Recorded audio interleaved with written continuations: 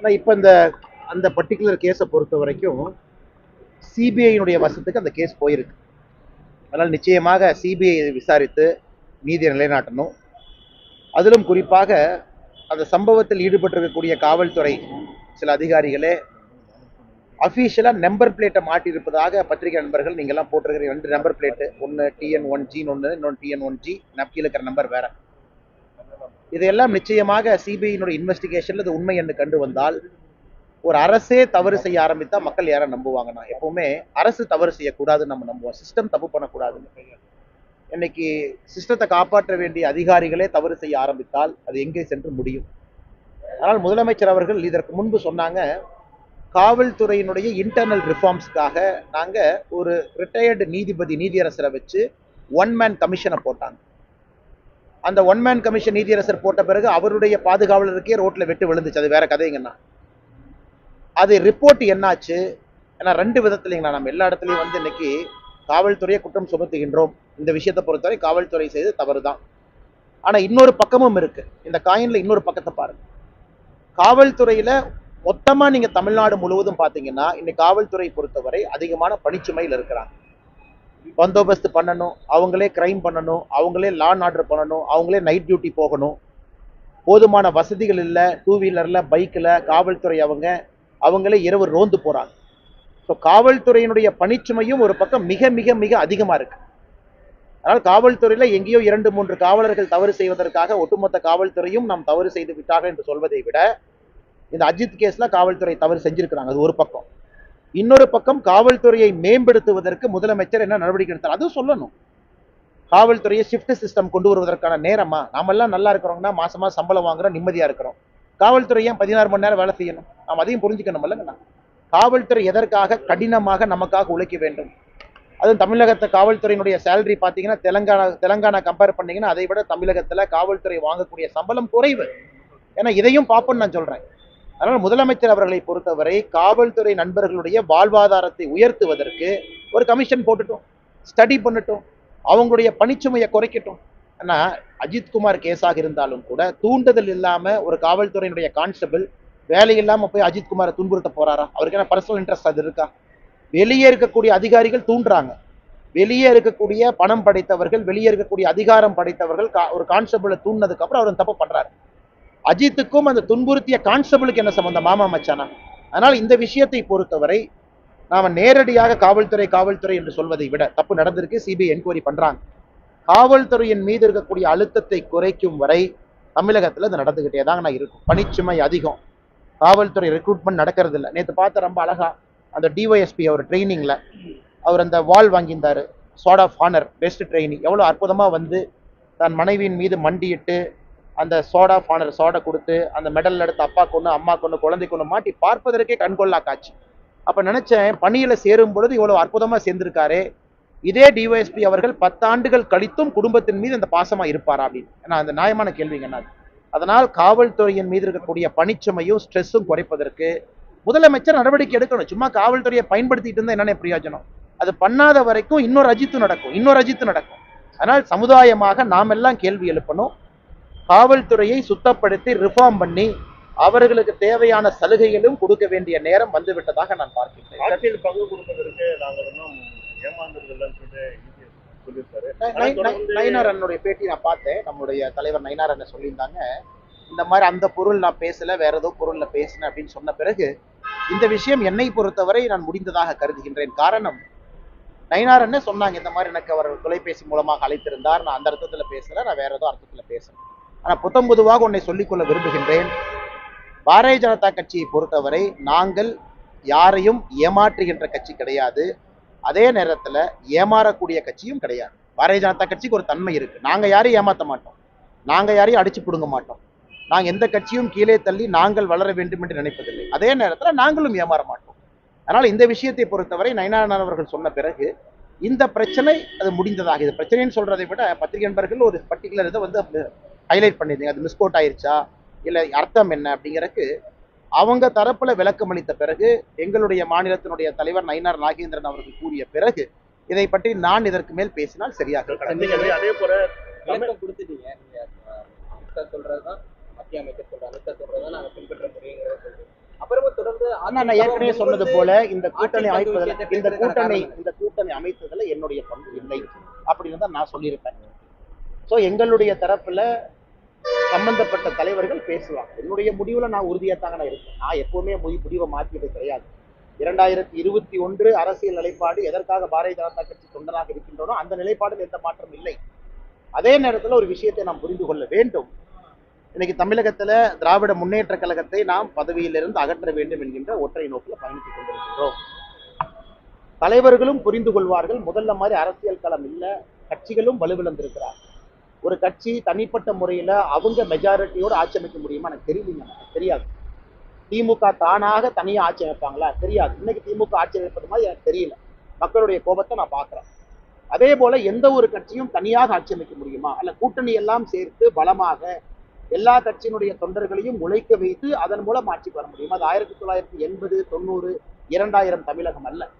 2024 தேர்தலே ஒரு சாட்சி. 2024 பாராளுமன்ற தேர்தல் ஒரு சாட்சி. எந்தெந்த கட்சியினுடைய வாக்கு சதவீதம் எவ்வளவு என்பது எல்லோருக்குமே தெரியுங்க. ஆனால் நான் யாரையும் குறைத்து மதிப்பிடவில்லை. அதே நேரத்தில் மற்ற கட்சிகளும் இன்னொரு கட்சியை குறைத்து மதிப்பிட வேண்டாம் என்றுதான் சொல்லுகின்றேன். இது பரஸ்பரம். எல்லா கட்சியும் இன்னொரு கட்சியை சகோதரத்துவமாக பார்க்கும் பொழுது எல்லா கட்சிகளும் இன்னொரு கட்சிக்கு உதவி பண்ணுவாங்க. இதை பொறுத்த வரைக்கும் சகோதரத்துவமாக எல்லோரும் வளர வேண்டும், எல்லோரையும் வளர்ச்சி செல்ல வேண்டும் என்பதுதான் இதுல நோக்கம், இதுல எண்ணம். அதனால இதுல தேவையில்லாத விஷயங்களை நான் பேச வேண்டாம் என்று நினைக்கின்றேன். அது பேசினாலும் அது தவறு. காலம் இருக்கிறது, காத்திருங்கள்.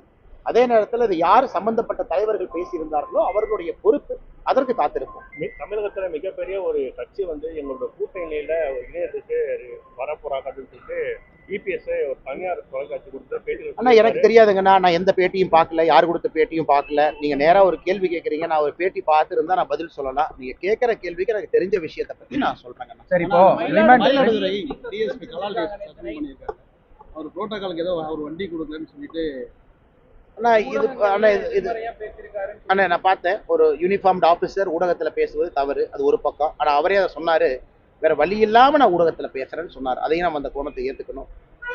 என்னுடைய இது என்னன்னாங்கன்னா, ஒரு ஆபீசரும் கூட தன்னுடைய தரப்பை வைத்த பிறகு, அதிகாரிகள் மீது குற்றம் சுமத்திய பிறகு, சில நேரத்துல ஒரு அதிகாரியும் கூட பொறுமையை கடைபிடிப்பது நல்லதுங்கண்ணா. தொடர்ந்து ஒரு அதிகாரியும் பேசிக்கிட்டே இருந்தாங்கன்னா அவர் இருக்கக்கூடிய அந்த யூனிஃபார்முக்கும் அந்த பதவிக்கும் அழகாக இருக்காது, அது பொறுப்பாக இருக்காது. அவர் தரப்பை வச்சுட்டாரு, பத்திரிகைகள் முன்னாடி வச்சுட்டாங்க, நண்பர்கள் நீங்களும் அதை கையில் எடுத்துட்டீங்க, நீங்களும் கேள்வி கேட்குறீங்க, நீங்களும் சம்பந்தப்பட்ட அதிகாரிகள் சம்பந்தப்பட்ட தலைவர்களை போய் கேட்குறீங்க. இந்த விஷயத்தை பொறுத்த வரைக்கும் முதலமைச்சர் தான் அந்த துறையினுடைய தலைவர், அவர் தான் பதில் சொல்லணும். அதன் பிறகு தொடர்ந்து இது பேசிக்கிட்டே இருந்தா, காவல்துறை அதிகாரியும் பேசிக்கிட்டே இருந்தா தவறா போயிருங்கன்னா, நான் என்னை பொறுத்தவரை நேர்மையா இருந்திருக்கிறாரு, அவர் பேசியிருக்கிறாரு, நிறைய கைதுகள் செஞ்சிருக்கிறாரு. ஆரம்பத்தில் இது வன்மம் மாதிரி தான் எனக்கு தெரிஞ்சது, இப்பொழுதும் அப்படிதான் தெரியுது. இதற்கு மேல் அதிகாரி அவர்கள் அரசை நம்பி அதை விட்டுவிட்டு, பத்திரிகையை நம்பி விட்டுவிட்டு அமைதியாக இருப்பது நல்லது. ஏன்னா தேவையில்லாம மன உளைச்சல் ஒரு உடம்பை அவர் கெடுத்துக்குவார். குற்றச்சாட்டு வச்சிட்ட பிறகு அதை ரெட்டிஃபை பண்ணாம அவர் மேல இருக்கக்கூடிய அந்த பாயிண்ட் தான் சொல்றாங்க.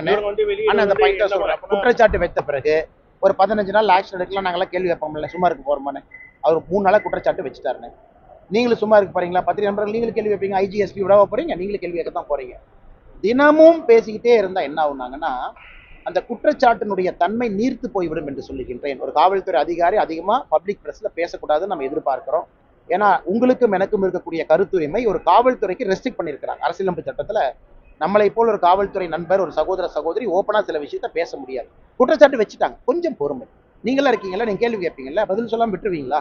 கொஞ்சம் பொறுமை. அது தினமும் பேச பேச என்ன ஆகுனா, அந்த குற்றச்சாட்டினுடைய வீரியம் நீர்த்து போய்விடும் என்கின்ற கருத்தை நான் பதிவு செய்யறேன். அவ்வளவுதாங்க. வேறங்க சார் ஒண்ணும் இல்ல சார். இப்போ திருட்டு சம்பவங்கள்ல குற்றவாளியை பிடிக்கிறாங்க, ஆனா ரெக்கவர் பண்ண முடியல அப்படின்னு போலீஸ் தரப்புல சொல்றாங்க. உங்களுக்கே தெரியும், ரெக்கவர் பண்ண முடியல சார், நாங்க பிடிச்சோம் ஒப்படைச்சிட்டோங்கிறாங்க. இதனால ஒவ்வொரு வீட்டுல 13, 40, 50 சவரன் கொல்லப்போற மக்கள் தான். ஐயா, நான் உங்களுக்கு ஒரு சின்ன ஒரு சீக்கிரட்டை சொல்றேன். நீங்க பத்திரிகை நண்பர்கள் இருக்கீங்க, ஒரு சின்ன RTI போட்டு உங்க நிறுவனத்தின் மூலமாக தமிழ்நாட்டுல ரெக்கவரி ரேட்டை பாருங்க. நல்ல காவல்துறையை 20% தாண்டாது. ஒரு நல்ல காவல்துறையா இருக்குதுன்னா ஒரு மாநிலத்துல ஒரு 100 பவுன் காணாம போகுதுன்னா ரெக்கவரி 20 பவுன் தான் இருக்கும். 80% காணாம போயிடும். அந்த 20 பவுனை ரெக்கவர் பண்றதுக்கு தான் மனித உரிமை மீறல், மிளகா பொடியை கொண்டு போய் பிறப்புறுப்புல வைக்கிறது, சித்திரவதை, டார்ச்சர், இவ்வளவு விஷயம் நடக்குது. இன்னைக்கு என்னை பொறுத்தவரை இந்தியாவில் அரசு முடிவு செய்யணும், அது திருட்டு போயிருச்சு, காணாம போயிருச்சு, காவல்துறை ஒத்துக்கிட்டாங்கன்னா அரசே இன்சூரன்ஸ் போட்டு பணம் கொடுக்கணும். அதற்கான நேரமும் காலமும் வந்துருச்சு. இவ்வளவு பெரிய அரசுக்கு அதெல்லாம் ஒரு பெரிய விஷயம் கிடையாதுங்கண்ணா. ஒரு திருட்டு போன பிறகு காவல்துறை அதிகாரி அதாவது ஏ ரிப்போர்ட், பி ரிப்போர்ட், சி ரிப்போர்ட்டுப்பாங்க. என்னால் பிடிக்கவே முடியல, 1 வருஷம் ஆச்சு, கண்டுபிடிக்கவே முடிக்க முடியல, அந்த கேஸை க்ளோஸ் பண்ணுவாங்க, சி ரிப்போர்ட்னு சொல்லுவாங்க. சி ரிப்போர்ட் கொடுத்துட்டாங்கன்னா அரசு அந்த பொறுப்பை ஏற்றுக்கொண்டு எவ்வளவு தங்க காணாமல் போச்சோ, சந்தை மதிப்பு என்னவோ அதை அவங்களுக்கு அரசு ரீஇம்பர்ஸ் பண்ணணும். ஏன்னா இதுக்கான நேரம் வந்துருச்சு. அது 1980, 90 இந்தியா கிடையாது. இன்னைக்கு 2025 இந்தியாவில் இது சாத்தியம். அரசுக்கு இது பெரிய செலவெல்லாம் ஆகாது. ஆனால் 1 வருஷம் அரசு டைம் எடுத்துக்கணும். கான்ஸ்டபிள், இன்ஸ்பெக்டர் அவங்க முயற்சி பண்ணி பிடிக்கட்டும். ஏன்னா நீங்கள் ரொம்ப ப்ரெஷர் போட்டிங்கன்னா என்ன ஆகும்னா 1 வருஷத்துக்கு அப்புறமோ ஃபேக்காக 2 பேர்த்த கூட்டு வருவாங்க. 2 பேர்த்து மேலே ஃபேக் கேஸை போட்டு உள்ள அனுப்புவாங்க. ரெக்கவரியே காட்ட மாட்டாங்க. ரெக்கவரி காட்டலின்னா அது ஃபேக் கேஸ்ன்னு அர்த்தங்கண்ணா. பாதி நேரத்தில் ரெக்கவரி இல்லைன்னா பேருக்காக, ப்ரெஷருக்காக கைது பண்ணிட்டாங்க. அதனால அரசே இன்சூரன்ஸ் பாலிசியை போட்டு ஒரு மாநிலத்தில் 1 வருடத்திற்குள்ள, ஏன்னா எல்லாம் மிடில் கிளாஸ் மக்கள், அவங்களுடைய லைஃபினுடைய சம்பாதியம் அந்த கோல்டில் இருக்கு. 30 வருஷமா 40 வருஷமா குழந்தைகளுக்காக, திருமணத்திற்காக சம்பாதித்த கோல்டு ஒரு நைட்ல காணாம போயிடும். இந்தியா, குறிப்பாக மாநில அரசுகள் இதை யோசிச்சு ஆராய்ந்து அதற்கு ஒரு இன்சூரன்ஸ் பாலிசியை கொண்டு வந்து அவர்களாகவே அந்த மிடில் கிளாஸ் குடும்பத்திற்கு ரீஇம்பர்ஸ் பாலிசி கொண்டு வந்துட்டாங்கன்னா உலகத்துக்கே தமிழகம் ஒரு மைல்கல்லா இருக்கும். இதையெல்லாம் முதலமைச்சர் யோசிக்கணும். இதை யோசிக்காம வேற ஏதோ நம்ம யோசிச்சுட்டு இருக்கோம். இந்த மாதிரி யோசிச்சா கண்டிப்பா மக்களுக்கு நல்லது நடக்கும். அதிமுக கூட்டணியோட பாஜக இருக்கிறது வந்து அண்ணாமலை அவர்களுக்கு விருப்பம் இல்லை. அதனால அந்த கூட்டணி உடைப்பதற்காக அந்த கூட்டணிக்கு எதிராக பேசுவது. கூட்டணிக்கு எதிராக பேசலாம், பட்டியல் போடுங்க தலைவா. நீங்க தானே கேட்கறீங்க. பட்டியல் ஒண்ணு சொல்லுங்க. கூட்டணிக்கு எதிராக எங்க பேசணும்? கூட்டணி தலைவர் ஆட்சியில் பங்குன்னு யார் சொன்னா? ஆட்சியில் பங்குன்னு இந்தியாவுடைய உள்துறை அமைச்சர் சொல்றாரு. நான் எங்க சொன்னா? அவர் சொன்னதை நான் சொன்னேன். கரெக்டா? இந்த கூட்டணி நடந்து முடிந்ததுல என்னுடைய பங்கு இருக்குன்னு எங்க சொன்னா? அமித்ஷாஜி அவர்களும் இபிஎஸ் அவர்களும் அந்த மேடையில் உட்கார்ந்த பொழுது இந்த மேடையில் அமித்ஷாஜி பார்க்க உட்கார மாட்டேன்னு சொன்னா, அதுக்கப்புறம் 3 மாசமா அமைதியா இருக்கிறேன்னா, இப்பவும் பத்திரிகையாளர் சந்திப்பை நான் கூப்பிட்டேன்னா, இல்ல ஏர்போர்ட்ல வண்டியை நோக்கி போகும்போது என்னை மறித்து நீங்க நிக்கிறீங்களா? எங்கேயாச்சும் கூட்டணிக்கு எதிராக ஒரு கருத்தை நான் பேசி வைக்கிறாங்கன்னா, என் பாட்டுக்கு சிவனேன்னு, என் ஆடு மாடு, என் கிரிக்கெட்டு, என்னுடைய ஃபவுண்டேஷனு, கீழே இருக்கக்கூடிய மக்களை சோசியல் சர்வீஸ் பண்ணிட்டு இருக்கேன். கட்சியில முக்கியமான வேலைன்னா போய் வேலை செய்யறேன். அரசியல் மாற்றத்திற்காக அன்னைக்கே சொன்னேன், நான் காத்திருக்கிறேன்னு சொன்னேன். அதற்கான ஒரு நேரமும் காலமும் வரும், அதுவரை காத்திருக்கேன். இந்த கூட்டணிக்கு எதிராக எங்கேயாச்சும் நான் ஒரு கருத்து பேசினா நீங்க சொல்லுங்க. எங்கேயாச்சும் ஒரு கருத்து. ஆனா அந்த கொள்கையில அந்த பேரணி தொடங்கும் போது நீங்க கலந்துக்கூடாதே ஒரு விமர்சனம். அண்ணா ஒரு நிமிஷம், நான் எதுக்கு நான் கலந்துக்கணும்? நான் எதுக்கு? எண் மக்கள் யாத்திரை தொடங்க பொழுது அதிமுக கட்சியிலிருந்து முன்னாள் அமைச்சர்கள் வந்தாங்க. இன்னைக்கு இந்த பேரணி துவங்கிய போது எங்களுடைய கட்சியிலிருந்து மாநில தலைவராகவும் இருக்கிற அமைச்சர் அவங்களும் தேசியத்திலிருந்து வந்திருக்கக்கூடிய பார்வையாளர் போயிருக்கிறாங்க. எது கலந்துக்கணும்னா அந்த கட்சியினுடைய காரியகர்த்தா, கட்சியின் சார்பாக மாநில தலைவர் போயிருக்கிறாங்க, கட்சியின் சார்பாக எங்களுடைய அமைச்சர் போயிருக்கிறாங்க, கட்சியின் சார்பாக எங்களுடைய அகில இந்திய பிரதிநிதிகள் போயிருக்கிறாங்க. இதை தாண்டி யார் கலந்துக்கணுங்கன்னா முறைப்படி யார் செல்ல வேண்டுமோ அவர்கள் போயிருக்கின்றாங்க. இதுல என்ன இருக்கு? கோவை தொகுதியில முக்கியமான நான் முக்கியம் எல்லாம் இல்லைண்ணே, சாதாரண ஆள். நான் எங்கண்ணே முக்கியமான ஆள்? நீங்க தான் நீ முக்கியங்கிறீங்க. நான் சாதாரண ஆளே வேலையை பார்த்துட்டு இருக்கேன். குறிப்பிட்ட அளவுக்கான வாக்கு அந்த மக்கள் நம்பிக்கை வச்சாங்க மோடி ஐயா மேல, கோயம்புத்தூர்ல ஓட்டு போட்டாங்க. ஆனா அழைப்பு இல்லைங்கிறது வேறங்கன்னா, எங்கள் கட்சியின் சார்பாக யார் சென்றிருக்க வேண்டுமோ அவங்க போயிருக்கிறாங்க. நான் எங்கேயும் நானா போய் தலையை நீட்டி வேண்டாத விருந்தாளியாக, அலையாத விருந்தாளியாக எங்கேயும் நான் போக மாட்டேன். எனக்குன்னு ஒரு மரியாதை இருக்கு. விவசாய குடும்பத்துல பிறந்தவன், சின்ன கிராமம், தொட்டம்பட்டி, 40 வீடு, ரொம்ப மரியாதையோடு வளர்த்திருக்கிறாங்க.